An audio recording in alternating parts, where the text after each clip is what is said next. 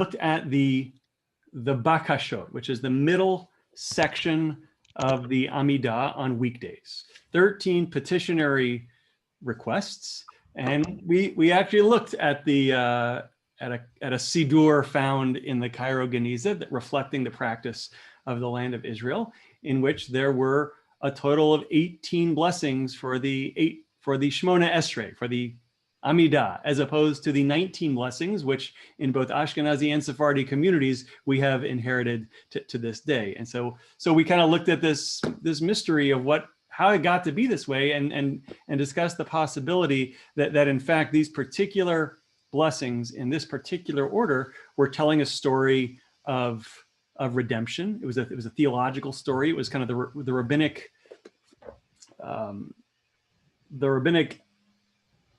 outline of what redemption is going to look like. And noticeably, it was not an immediate redemption. It was not like Messiah is going to come, boom, everything changes. This was going to be something very, very gradual, which kind of sends a message that we're in it for the long haul. And so that, there was a lot of wisdom in that, because we are using the same structure for our Amidah to this day. Now, all of that is for the 3 daily prayers of the weekday. On Shabbat and festivals, we get something different. And so we will refer to that as the Kedushat HaYom. Kedusha is holiness or sanctification, and HaYom means the day, the sanctification of the day.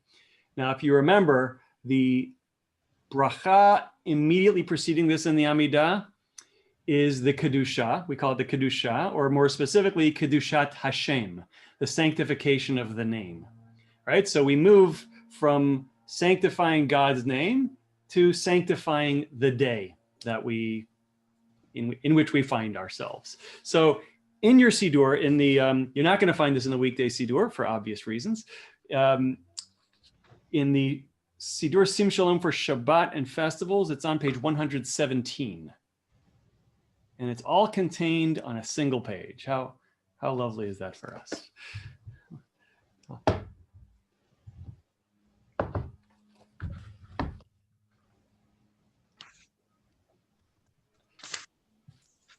So just to kind of lay it out for us a little bit, we've got 4 paragraphs on this page, and we're going to look at each of these 4 paragraphs. And again, I want to encourage us to think about this as a story that's being told, right? Where, a lot of these different elements that went into our services may have independent origins, may have at one time been composed as self-contained units, but then at some point they make their way into our Siddur in a particular order.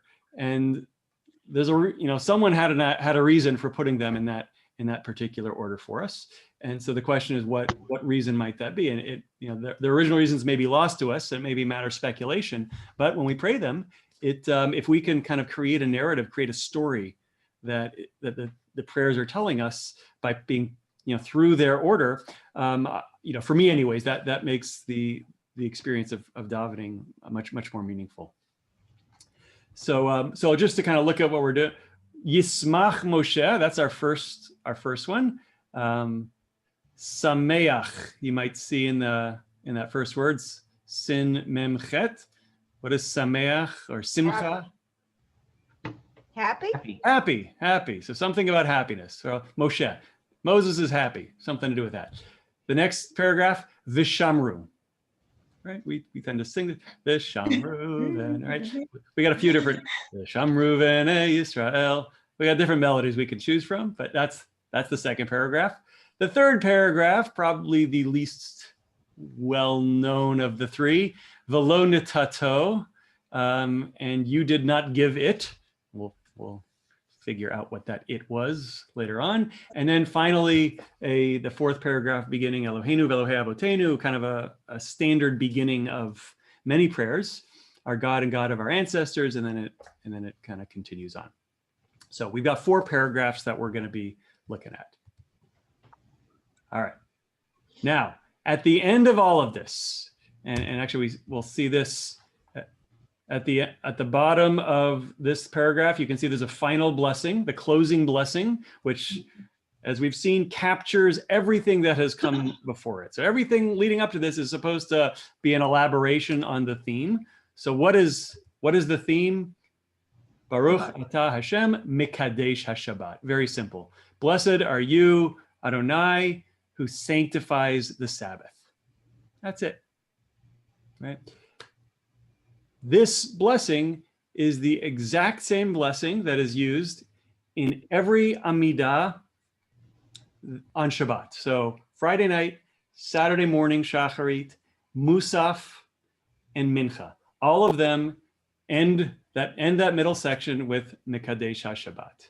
And in fact, they end with the entire fourth paragraph that we saw on the previous page. That paragraph is repeated in every single Amidah for Shabbat. So, Rabbi? Yes.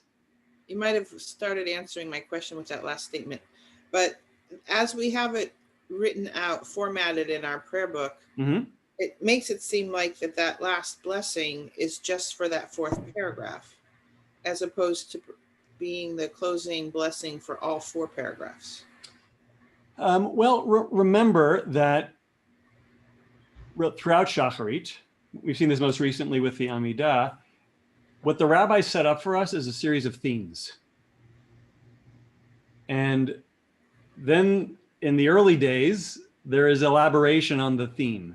And it's done by the prayer leader, who is probably a scholar, who can either on the spot or in advance compose poetry or prose, often relying upon biblical themes as elaborations on whatever the theme of that prayer is for. So what we have here is 4 paragraphs, probably got, being brought in at different times by different people, but then at some point being kind of assembled as a group. But this entire section is concluded by the prayer Mekadesh HaShabbat. It seems like that would be clear to me as a reader, as a naive reader of the prayer book, if that last sentence was separated by a space by itself. I'd like to see it separated. Yeah, that might make it a little easier. But we saw this throughout Shacharit. So like, if you think about, if you want to just turn back, on 107, we have the Baruch Hu, and then we have the first blessing, Yotzer Or Borei Choshech. That begins the blessing. And then we've got to go, it's like 4 more pages until the bottom of 110 to get the conclusion of that blessing. Baruch atah Hashem Yotzer HaMe'orot, right? We started Yotzer Or, we end Yotzer HaMe'orot. It's the same blessing, the beginning and the ending, with a lot of stuff in between, right? And that stuff in between are elaborations on the theme of God being the creator of lights. And so we had different people writing different elaborations on that, and eventually they get collected into our Siddur. And I guess what lights, plural, is actually? Me'orot are lights. No, but I mean, what are we referring to as opposed to light singular? Oh, Yotzer, the first one, Yotzer Or, who creates light.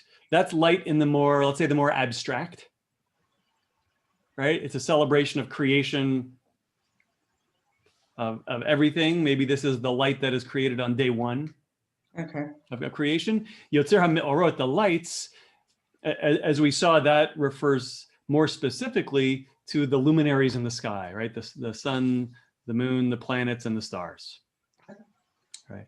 And but those are kind of representative of creation in its entirety.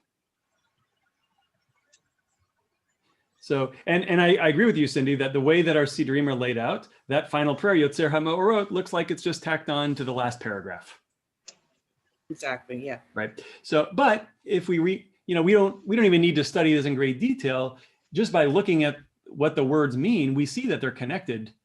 They're themes that connect everything on these 4 pages, right? It's about light, it's about creation, it's about angels, right? We started with light, we end with light. So, it's not so far-fetched for a reader to be able to look at that and note the connections. Especially after they take your class. Especially on practice. Especially after you very slowly go through all this stuff. Okay, so coming back to 117. sanctifying the Sabbath. So this is the first paragraph, Yismach Moshe. And I've always just been, I don't know what the right word is, intrigued by this prayer. Personally, I don't know, I really like the idea. Rejoiced is not quite the right translation. Samach is happy, simcha, right? It's happy. Moses was happy. And I love that image of Moses being happy. We don't generally think of Moses being a happy guy, right? So, I mean, he's usually angry or crying or something. But so something about Moses being happy on the Sabbath has always intrigued me, and I always wondered where this prayer came from. And I'm not sure I can answer that specific question about where it came from, but we can certainly look at what it says. So we begin, Yismach Moshe b'matnat chelko. So Moses rejoiced. Matna, what's a matana? Gift. A gift, right? Lated is to give. B'matnat chelko, with the gift of his portion. Ki eved ne'eman karatalo, for faithful servant, or when faithful servant, eved ne'eman, that's an expression that goes together, karatalo, you called him. So Moses rejoiced in his portion when you called him faithful servant. Klil tiferet barosho natata, a crown of splendor you placed upon his head. Be'omdo lefanecha al har Sinai, in his standing before you, or maybe when he stood before you upon Mount Sinai. Ushne luchot avanim horid biado, 2 tablets of stone he brought down with his hand, or by hand. V'chatuv bahem shmirat Shabbat, and written in them or upon them is the shmirat Shabbat, the keeping of the Sabbath. V'chein katuv b'toratecha, and thus, and so it is written in your Torah. What strikes you in reading it? What stands out? What are the themes? The giving of the Torah on Mount Sinai. Okay, so we've got giving of the Torah on Mount Sinai. So on one hand, it's very literal. It's Moses went to Sinai, got the tablets, and there was something about Shabbat on them. But then there's also this emotional layer of the faithful servant. He rejoiced, a crown of splendor. Yeah, he feels really happy. Yeah, but I mean, he feels so incredibly special and you know, singled out and powerful. Yeah, maybe I hear like pride. Must be the first set of tablets. Pride, hubris. Maybe it's hubris. Maybe. Does No. Simcha relate at all to when people talk about what's the happiest country in the world, and it turns out to be the Scandinavian countries that are content? Is there this inner contentment? What is when we talk about happiness in the Jewish sense? Is there such a thing? Yeah, Of course. yeah. I think I mean, happiness is not like, I don't think it's like joy the way we would, like, I'm happy right now. I think it's more a sense of kind of a deep satisfaction and meaning. But I think joy is also part of it. Excuse me, are you finished? Yeah, go ahead, Susan. I find it striking here, if what this is going to be is talking about Shabbat, it's coming in by the back door, so to speak. I mean, there's a lot that the Torah gives us. There's a lot in the 10 Commandments. Mm-hmm. There's a lot in whatever God said to Moses. Why why use that kind of an why start with Moses? Select Shabbat. Yeah. Exactly. Why start with Moses? Well, this almost reminds me of the material in the Kedushat you have these verses and then you embed them in this other commentary and this introductory material. And so this is also directly tying into the Vashamru, which is straight from the Torah that's going to come after it. It says, and thus was written in your Torah, and then the rest of this just leading up to that. This is really an introduction to the Vashamru. Okay, so I never, that's an interesting idea. So I never thought about it as being similar in some ways to the Kedusha, right? So I think if I'm understanding, Max, you're saying that since the Kedusha is this reenactment of the heavenly throne room, and we're kind of being like the angels, and we have these, so we've got the quotes where we're quoting the angels as presented in the prophets and in Psalms. And in between, we have this kind of prose description that kind of sets the scene for us. Yeah. And so that's something similar, because what's coming next, as Max pointed out, is 2 verses from Exodus describing Shabbat. The latter is more what I was going through. I don't think this is a reenactment of Sinai, the way that the Kedusha is a reenactment of the throne room, but it's describing the verse that we're about to read. Right. Yeah. I just really like this idea about how happy Moses was to be able to be this transmitter of not just Torah, but specifically Shabbat to the Jewish people. Okay. All right. So, but why is he so happy? What makes him so happy? Right? So, as we've seen when looking at previous prayers, there are often midrashim, interpretations of text that seem to be behind certain ideas that eventually get kind of captured in liturgy. So there's a couple of possibilities that are pointed to for this particular prayer. All right, so the first is from the Babylonian Talmud, and this is Masechet Shabbat, so Tractate Shabbat. And it begins in kind of an interesting way. Amar Rav Bar Machsia, Amar Rav Chama Bar Guria Marav. So Rav Machsia says in the name of Rav Chama, Bar Guria in the name of Rav. So what does he say? Hanotein matana lachavero tzarich lahodio. If a person gives a present to his friend, he's got to inform him about it, right?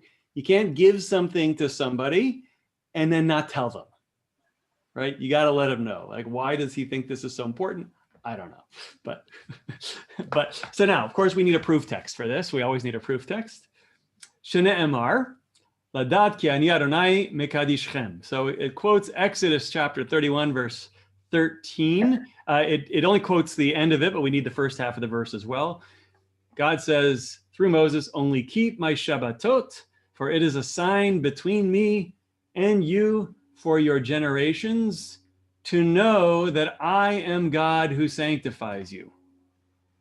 Okay, so what is the verse saying? Keep Shabbat. Somehow this day is going to be a sign between God and Israel. That is a sign of the covenant somehow. And why do they need to know this? Because it's important that Israel knows that it's God who sanctifies them. So whatever sanctity or holiness that is upon Israel is coming from God. So it's important that we understand that. Okay, so what does the Midrash do with that? Tanya Nami Hachi. We're gonna bring a Breita in. We have this Breita, so a 2nd century teaching as preserved in the Talmud. So the Breita says, Ladat ki ani Adonai mekadishchem. So the Breita cites this verse, for I am God who sanctifies you, or to know that I am God who sanctifies you. Amar lo kadosh baruch hu Moshe. So the Holy Blessed One said to Moses, Matana tova yeshli beveit gnazai b'shabbat shma. So God says to Moses, a good present I have in my treasure house, and Shabbat is its name.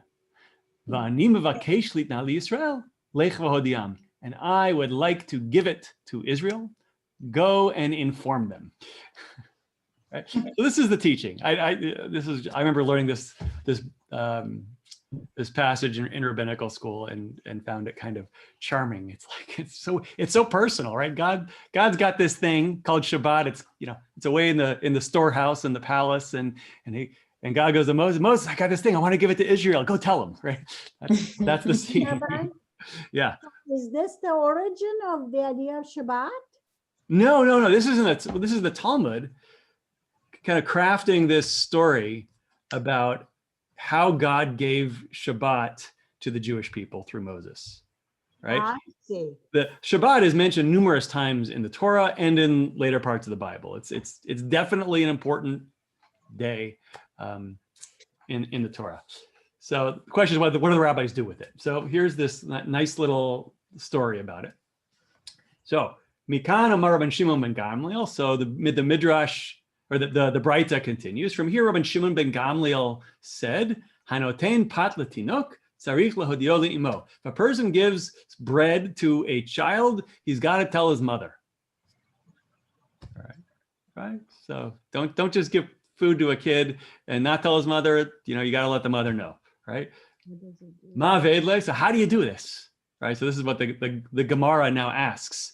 How do you inform the mother, right? So that presumably the kid isn't there. Like if the mother was right there, then obviously the mother knows. The mother's not around. How do you let the mother know? So here's Abaye's answer. Sha'if le mishcha male le kuchla. So smear oil on him or put some kohl, it's Kohl, which is like a Middle Eastern eyeshadow, this black powder or bluish blackish powder that they would kind of use. You put it around his eye, right? So how does this work? So then the kid shows up, comes home, mom looks at him and says he's got oil smeared on his forehead or this kohl on his eye. And then she knows, somebody fed him. Or somebody gave him something. And then she asks, who gave you something? And the kid tells mom. So that's sounds like a black and blue eye, like punched in the little insight into parenting in Babylonia in the 3rd or 4th century. So, all right. So we have this little passage here, and this we've got this kind of personal conversation between God and Moses, and the way that Shabbat is characterized specifically is as a matana. Right? It's a gift. Matana tova yeshli beveit ganazai, right? I've got this wonderful gift in my treasure house, and its name is Shabbat, right? And I want to give it to Israel, right? Now let's just back up for a second. The prayer, Yismach Moshe b'matnat chelko. Moses rejoiced at the gift of his portion, right? So we see this word matana appearing in the in the prayer.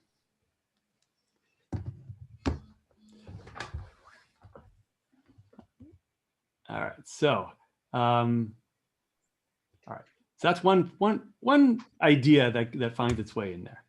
Okay, now let's. With the question? Yeah, what was said about why that previous Talmudic thing talked about blue eyeshadow around his eye? Oh, that it's kind of not related to the Shabbat thing. Remember, the Braita about Shabbat is just being brought in as a proof text for why it's important to inform somebody when you give them something. And so they're just saying, if you give something to a child, you tell the mother. Yeah, this is kind of a string of teachings that didn't necessarily originally have anything to do with each other, but have been brought and put one after the other. Okay, so it's something we don't need to delve into because it's not pertaining to. No, it doesn't pertain. It's the but what's kind of sandwiched right in the middle here is this characterization of Shabbat as a gift. Okay, sure. Yeah. All right. Okay, let's look at this verse. This is Exodus chapter 2, verse 11. This is Moses goes up in the palace, and then he goes out to look at what is going on among his fellow Israelites. So, Vayahi bayamim hahem, vayigdal Moshe vayitze lachav, vayar besivlotam, vayar ish mitzri makeh ish ivri mechav. Sometime after that, when Moses had grown up, he went out to his kinsfolk and witnessed their labors. Vayar besivlotam, he saw their labors. He saw an Egyptian beating a Hebrew, one of his kinsmen. So this is our verse. Okay, so now we've got a midrash. This is Midrash Rabbah on Shmot, on Exodus, which is a relatively later midrash. I think this one might date even as late as the 12th century, but with elements that certainly go back earlier. So it begins. Davar acher. So Davar acher, for those who've been studying Midrash with me, Davar acher introduces a new Midrash based on a verse that we've already been looking at. All right, so Davar acher, vayar besivlotam. So we're looking at this verse, and specifically the expression, he witnessed their labors. He saw their labors, maybe he saw their suffering. So the Midrash continues. Ra'ah she'en lehem menucha. He saw that they didn't have any menucha, any rest. Halach va'amar leFaro, mi sheyesh lo eved, im eino nach yom echad b'shavua hu meit. So Moses goes to Pharaoh, right? He's growing up in the palace. He knows Pharaoh. And he says to Pharaoh, a person who has a slave, if he does not allow him to rest for one day in a week, he's going to die, right? You need one day. You need at least a day of rest.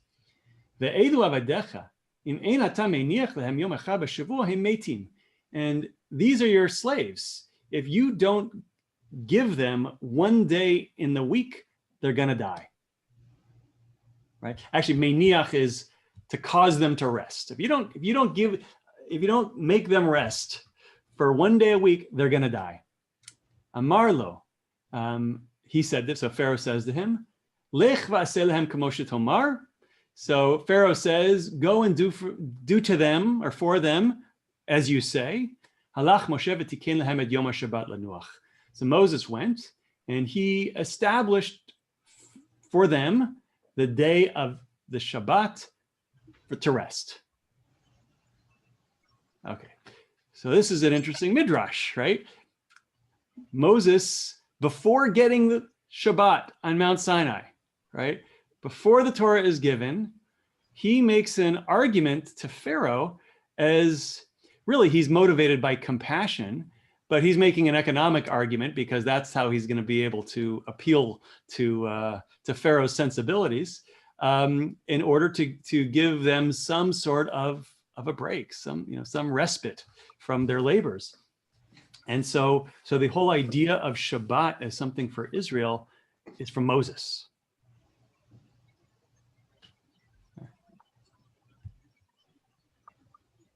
All right, so let's look at, this is the Eitz Yosef, who 19th century commentator on all of Midrash Rabbah. So he writes a comment to help us understand what's going on more specifically with this Midrash. V'tikein lehem. So at the end it says Moses established for them.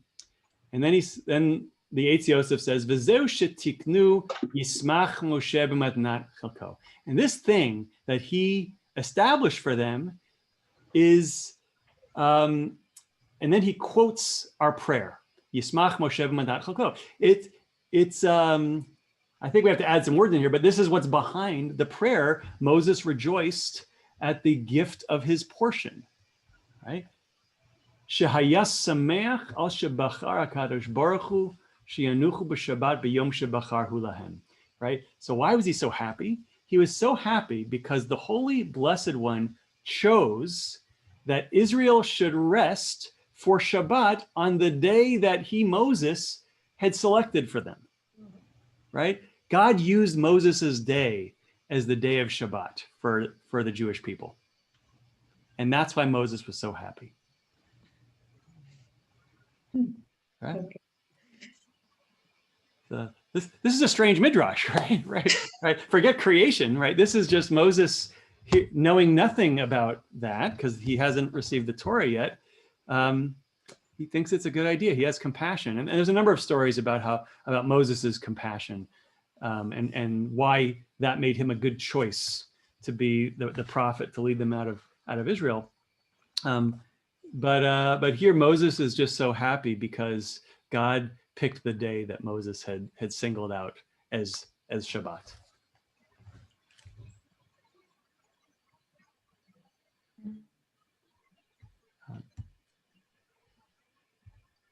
Okay, so now we let's look at another expression in the next phrase. Ki eved ne'eman karatalo, right? Faithful servant, you did call him. So as we've seen in other prayers, these prayers are often drawing upon biblical verses and kind of quoting them cleverly. So this is a passage from Numbers chapter 12. Anybody know what's going on in Numbers chapter 12? No. All right, so this is when Aaron and Miriam are gossiping about Moses. And they say, doesn't God talk to us also? What are we, chopped liver? And then God brings them out to the tent and gives them an explanation and says, look, when I talk to my prophets, I do so in a dream or a vision. And then we get this verse, Lo chen avdi Moshe bechol beiti ne'emanhu. Not so with my servant Moses. He is trusted throughout my household. Right? So if I put it in bold here, avdi ne'eman, right? So we have Eved, Moses is God's servant, and ne'emanhu, he's trusted, or he's faithful throughout God's household. So the prayer refers to Moses and says, Ki Eved ne'eman karatalo, right? God called him his Eved ne'eman, right? And so it's picking up the expression from this passage in Numbers. What in the world is God's household? His angels. Yeah, it's like the royal throne rooms. And yeah. In other words, Moses can come and go. Yeah, but a woman can't be trusted. That's why Miriam and... So we're not going to go there. But, so the prayer, it sets the scene. It sets the scene of Mount Sinai, singling out Shabbat among the commandments given at Mount Sinai, and those being what Moses is perhaps most proud of. And then it leads us right into the following verse, right? V'shamru v'nei Yisrael et HaShabbat. The children of Israel shall keep the Sabbath. Lasot et HaShabbat l'dorotam berit olam. Observing the Sabbath throughout the ages as a covenant for all time. Actually, it says l'dorotam, through the generations. Right? But throughout the ages as a brit olam, as a covenant through all time. So the observance of the Sabbath is a covenant. It's a brit. Beini uvein bnei Yisrael ot hi le'olam. Between me and between the children of Israel, it shall be a sign. Ki sheshet yamim asa Adonai et hashamayim v'et haaretz, v'yom hashvi'i Shabbat v'inafash. For in 6 days the Lord made heaven and earth, and on the 7th day he ceased from work and was refreshed. All right, what is this telling us about Shabbat, this passage?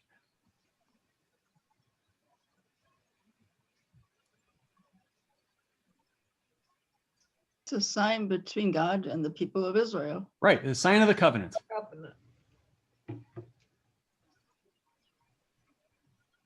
By the way, that expression that Shabbat is a sign of the covenant is the reason we don't wear tefillin on Shabbat. Because tefillin, we talk about having an ot al yadecha, like a sign on your arm and the symbol between your eyes. So the tefillin are an ot, are a sign. And here we have Shabbat being described as an ot, as a sign. And so the idea is that we don't need the extra sign of tefillin on Shabbat because we have the Shabbat day itself. All right. So we've got, it's somehow, the Sabbath for the Jewish people is representative of the covenant between God and Israel. And we tie in creation and rest into this idea. So we bring in some sort of relationship between the Jewish people and being involved in creation for 6 days, and then on 7th day, ceasing from that. All right, but where does this come from? What's the context? So it's Exodus 31, verses 16 and 17. So you can see it's in bold or it's in black ink right here. But there's material that comes before it, and there's material that comes after it. The material that comes before it is the instructions that Moses received from God on Mount Sinai for building the tabernacle, right? So we get like 5 or 6 chapters worth of instructions, and those 6 chapters are sandwiched between instructions about Shabbat. And this is one of those instructions about the Shabbat, right? So here Israel is God spends 6 days creating and a day resting. So too Israel spends 6 days laboring, building the tabernacle, and then on the seventh day they take a break, which says how powerful, how important Shabbat is, that even when we're building a house of God, we pause on the seventh day in order to rest on Shabbat. But look at the verses before and afterwards, because this is interesting. All right. 6 days may work be done, but on the seventh day there shall be a Sabbath of complete rest, holy to the Lord. So far, so good. Whoever does work on the Sabbath day shall be put to death. Wow. God. Wow. All right. We don't quote that one in the Siddur. So, Oh, Well, God. it's breaking the covenant, though. yeah, oh, that's bad. Yeah, don't do that. All right. After Vayiten al Moshe kechaloto ledaber ito b'har Sinai shnei luchot ha'idut luchot even ktuvim be'etzba Elohim. When he finished speaking with him on Mount Sinai, he gave Moses the 2 tablets of the pact, stone tablets inscribed with the finger of God. All right. So we don't quote this verse, but this is almost kind of narrative that follows up on the quote that just came before. Think back to the scene that was created in Yismach Moshe, this very personal scene where God gives the Torah to Moses, and it's got Shabbat, and Moses is so happy. And here we have this verse, which directly places Shabbat in that context, right? They're up on Mount Sinai. He gets the 2 tablets. It's luchot ha'idut of the covenant, of the pact. They're made out of stone, and they're inscribed with the finger of God. And these are all terms that appeared in the paragraph of Yismach Moshe, right? So so when you think about, there were a lot of possible passages in the Torah about Shabbat that could have been chosen for that, to put there. But it picked this one specifically, and it uses Yismach Moshe as the introduction to it. And I think they go together, right? I'm not sure that there is another description of Shabbat that would fit Yismach Moshe as good as this one.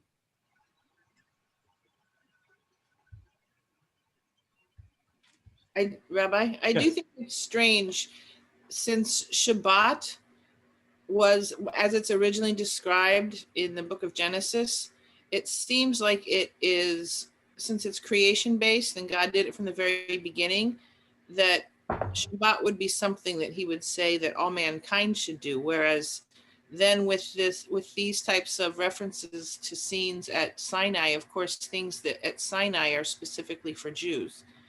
But I don't understand why Shabbat, since it was done at the very beginning of creation, wouldn't be considered something that all. All right, that is an excellent segue into the next paragraph. So I'm not going to answer that directly. We're going to move on. But I think this will answer your question, or it will provide an answer. All right, the next paragraph. V'lo nitato Adonai Eloheinu l'goy ha'aretzot. And you did not give it. Right now we're speaking to God in the second person.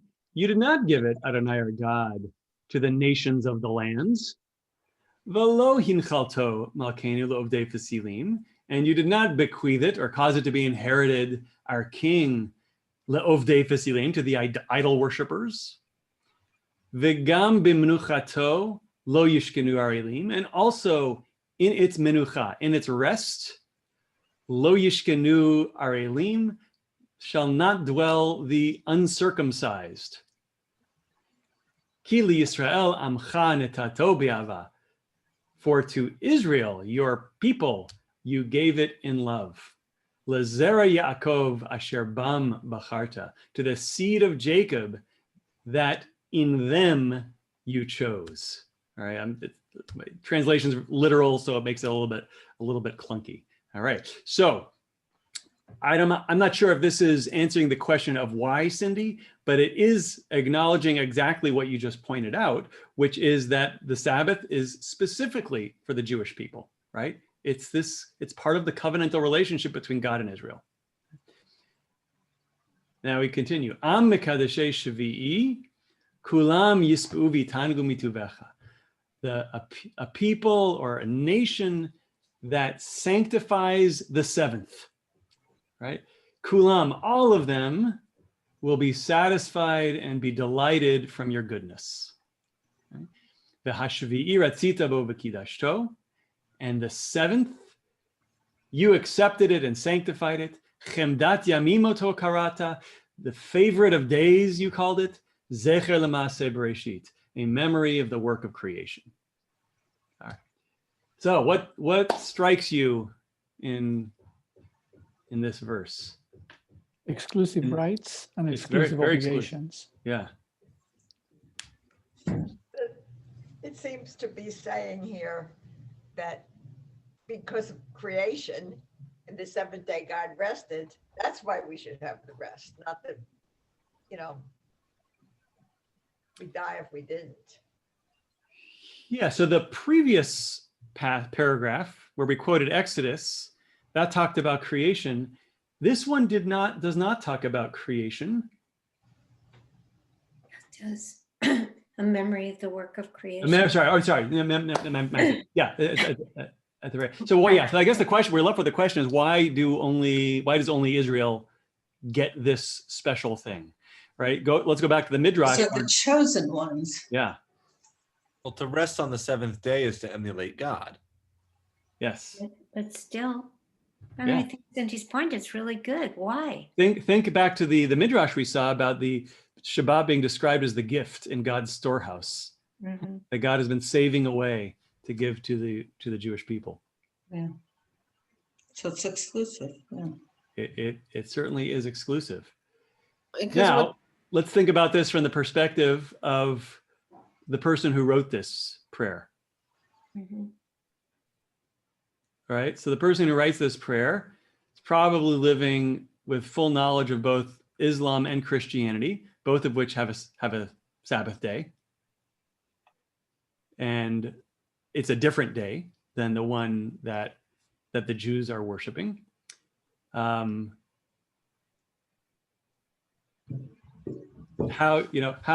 let's say other peoples of the book fit into nations of the land, idol worshipers, and uncircumcised. We can wonder what this person might have thought about that. But I also think that here this person is probably living amongst a community that's a minority community in a wider society that does not take a break and rest on this day. And so to think about this being a special thing between the Jewish people and God is not so far-fetched. Right? Even today, I think we talk about this today as well, that how much of a gift Shabbat is, that we have this day in which we just unplug, right? That we rest in such a busy world. I mean, my wife who, works with non-Jews, talks about this all the time, where she has conversations with people where they're, complaining about how hard it is that they never get a break. And then she talks about Shabbat and just that practice of unplugging for one day of the week. And the response is often something to the effect of, "Oh, you're so lucky." Right? And her response is that you could do this too. Right? But there's this, it's hard. It's hard in our world to unplug in that way. Now, Rabbi? Yeah. Now, Christians, of course, do have a day they call the Sabbath, which is obviously Sunday, as we know. But it was interesting that the Monsignor I was working with when my dad passed away, I grew up Catholic, he actually recognized that their Sabbath day was specifically not the day of rest spoken about in the Bible. It was the day of our Lord, he called it. So that is an understanding even among the educated in the Catholic world. Now Islam, I did a little exploring. They have a day of special prayers on Friday, but it doesn't seem to be a Sabbath at all. Right. So I don't even think they take. I mean, Christians often do take, religious Christians take the day off work on Sunday, and plus our whole nation was configured that way. But Muslims, I don't know if they have a day off. No, I don't think they do. Whereas, Friday is a special day. Yes, but it's not a day off of different work. than the other days. Yeah. Yeah, but they pray all day long, all the time. Isn't that a break?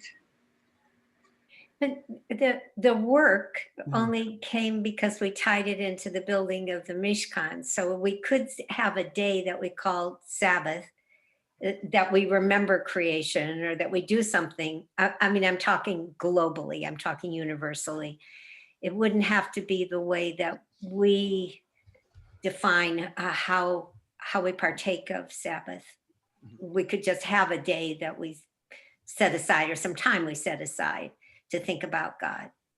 Yeah, you know, for Jews, we have a tradition going back thousands of years that tells us this is how you do it, right? This is how you observe Sabbath. So someone who wanted to do that who wasn't Jewish, they might, you know, they could come up with their own practice, I suppose, that could accomplish something similar psychologically. The way that we see it in terms of the way that we speak about the Sabbath, at least in these prayers, is that it's covenantal. Yes. Right? There's something about the relationship, our relationship as a people to God when we observe Shabbat on the seventh day. It seems by also speaking about rest and not working, that's a gift, just how Dana sees it now as a gift to be able to get away, get unplugged. And it probably was then too. Life was a lot of work back then. Yeah. So it was a lot of work. And I thank you for bringing that up. That was something I wanted to point out, is that for most of Jewish history, most Jews were poor, really poor. We don't include the 13 bakashot, the 13 requests, right? That story of redemption that we studied last week. It's not included on Shabbat.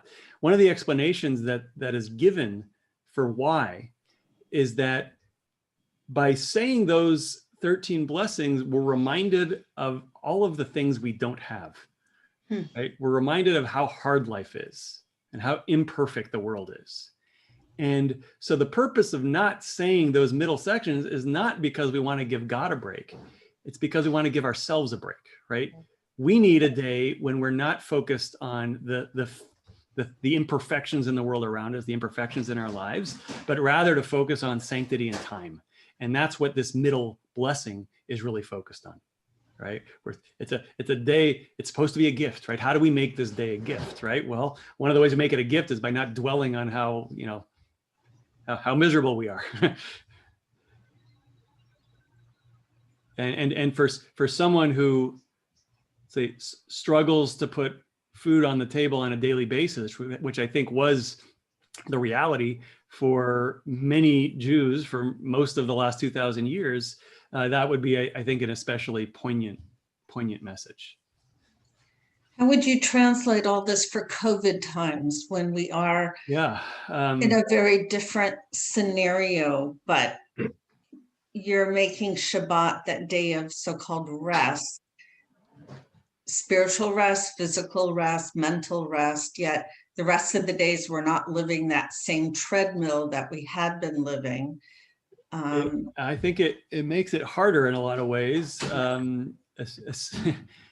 especially when we're going on Zoom to have services.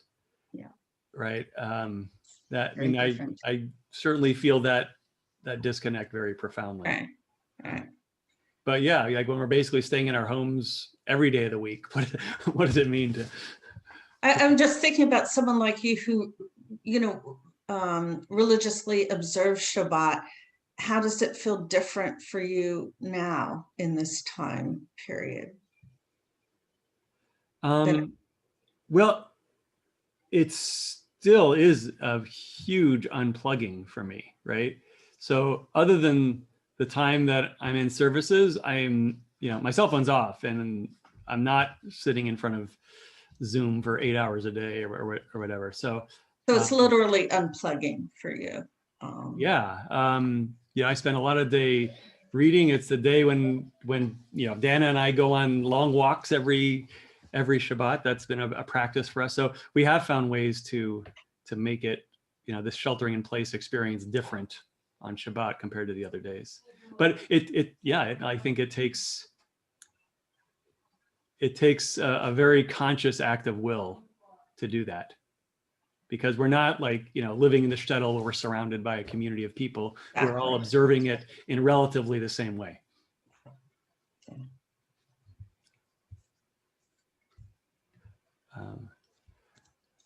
Okay, so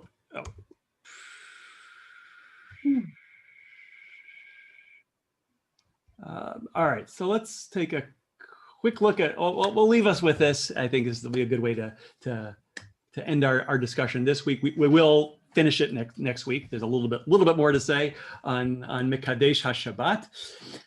An Oneg Shabbat. What is Oneg Shabbat? Joy, I think. Right. Oh, it's coffee, cake, and tea after services on Friday night. It's also alcohol. Or alcohol, right? Okay, so this concept of Oneg Shabbat comes from Isaiah. So, Im tashiv mishabbat raglecha asot chafetzecha b'yom kodshi.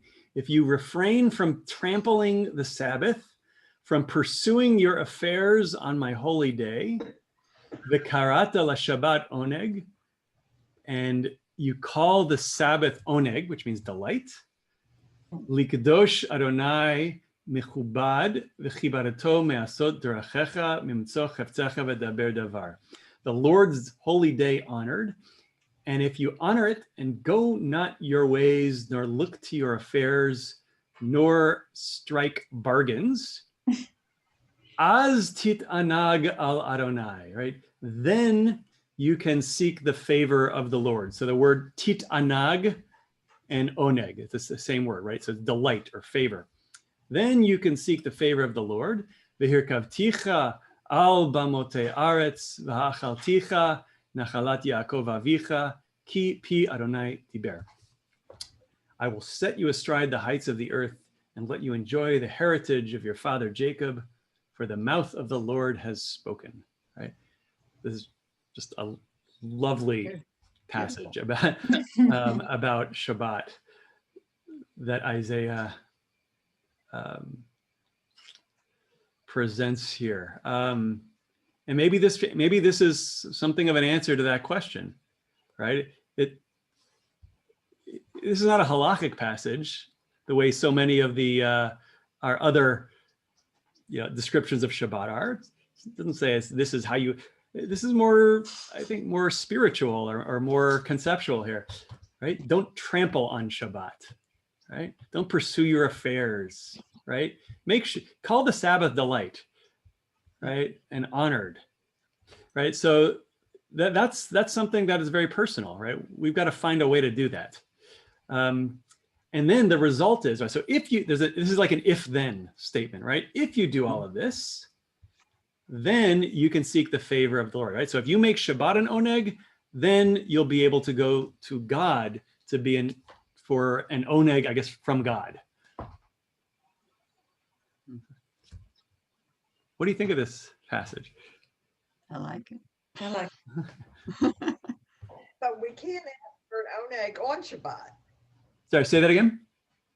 We can't ask for an oneg on Shabbat. We shouldn't ask for any favors on Shabbat. Well, oneg isn't not asking. Not asking. Yeah, as tit anag al Adonai, then you will be delighted for God or something, or by God. The translation here says seek the favor, seek delight from God, something. I think to me, it kind of also goes along with that being a gift. If you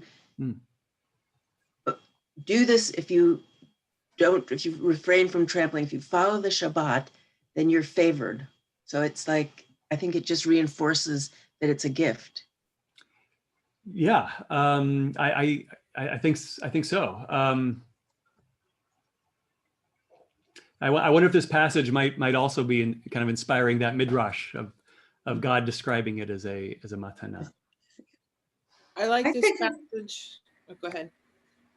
Well, I was just thinking how, this is so focused on the day of rest, the day of Shabbat, but we bring in Shabbat the evening before. We welcome the Sabbath bride. It's a very spiritual experience, that at least for me.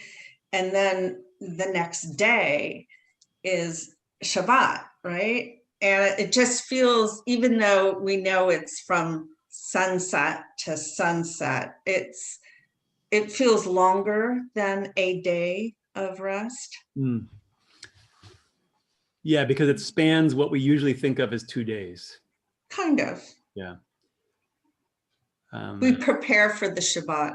Yeah, I mean, Shabbat becomes like a full 2-day experience because you spend and then half a day getting ready for it, and then so it's afterwards cleaning up from it, right? Exactly, right. So it's pretty significant. It's not just a break in the week, because the week's only 7 days. So let's say 2 out of the 7. What percentage is that? It's almost 1/3. Yeah, much. It requires it's not just not doing anything. It's a very conscious resting. Right? So based on this idea that Shabbat has to be a delight, as Isaiah describes it, the rabbis take that very seriously. So the reason we have Shabbat candles is to make sure that there's light and warmth inside our homes on Friday night, right? Because if you really were going to take it literally, you shall not kindle any flames in all your settlements. That sounds a whole lot to me like sit around in the dark, right? But the rabbis say, no, it can't be that. And not only do you have to light candles on Shabbat, we say the blessing, Asher Kedushat with the Tavet, you sanctify us with your commandments and commanded us regarding the kindling of the Shabbat lights, right? Well, that's not true. Nowhere does God say you have to light Shabbat candles, and yet the rabbis characterize it that way, really inspired by what Isaiah is describing. I thought we were supposed to light them right before Shabbat.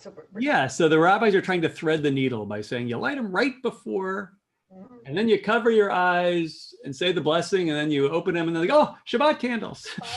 Yeah, right. And then at Havdalah, it's like, oh, it's all legal now because Shabbat's over. Yeah.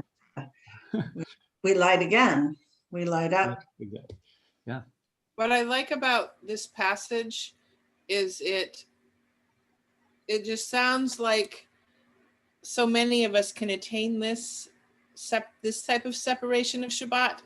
Whereas if you get down into the minutia and you're not even allowed to trim a hangnail on Shabbat, according to halacha, then that becomes less inspiring and more burdensome. And even though I drove to shul for years, I was fulfilling this, but I wasn't fulfilling the halacha portion of it.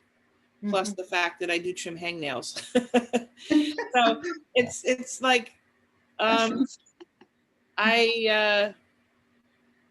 know this sounds much more attainable. Therefore, I can just feel at ease when I read it. It just sounds because it's focusing on the spiritual joy and less on thou shalt not do all these things on Shabbat. Yeah, that's what I grew up with. You're not allowed to do this. You're not allowed to do that. Right. Yeah, but when you see joy. But when I look at my kids, for instance, who are very dati, I don't think they're thinking about those things all the time. It's just a matter of course for them, and I don't think they dwell on it. I can't do this. I can't do that. I think they're more focused on the day and the joy of the day, of having this day, that they could just relax and do more or less what they want as a family. I think that's right. If you're within it and you've been doing this practice for a long time, it becomes almost second nature. It is. Right. So it does, for someone who doesn't do it and looking in, it looks impossible and crazy. If you're within it, like it's not, like it's just what you do.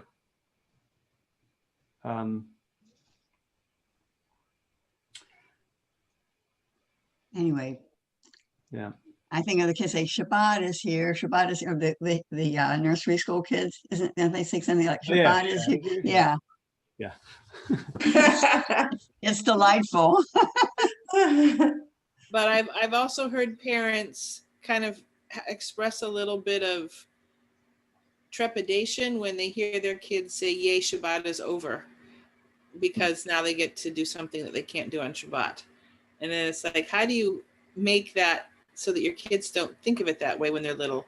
And how do you really infuse them with the fun? I mean, I used to always tell my kids, You know, on Shabbat, you can eat all the candy and the sweets that you want. And I tried to find the good things that made Shabbat fun for them as little people.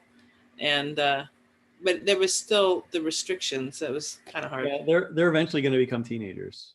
And it gets harder. Oh, and mine have. And mine With or without the candy, right? Are you talking from first experience? Yeah. The hope is that when they get older, they'll be able to appreciate it in their own right. Yeah. Look, Isaiah says that it's something that has to be done on an individual basis. Right. Arata is in the second person singular. You know, Mhm. you call it Shabbat and Oneg. Okay. So, all right. Well, thank you, Rabbi. Hey, thank everyone. you. Happy Hanukkah. Thank you. Happy Hanukkah. Happy Hanukkah. Happy Hanukkah.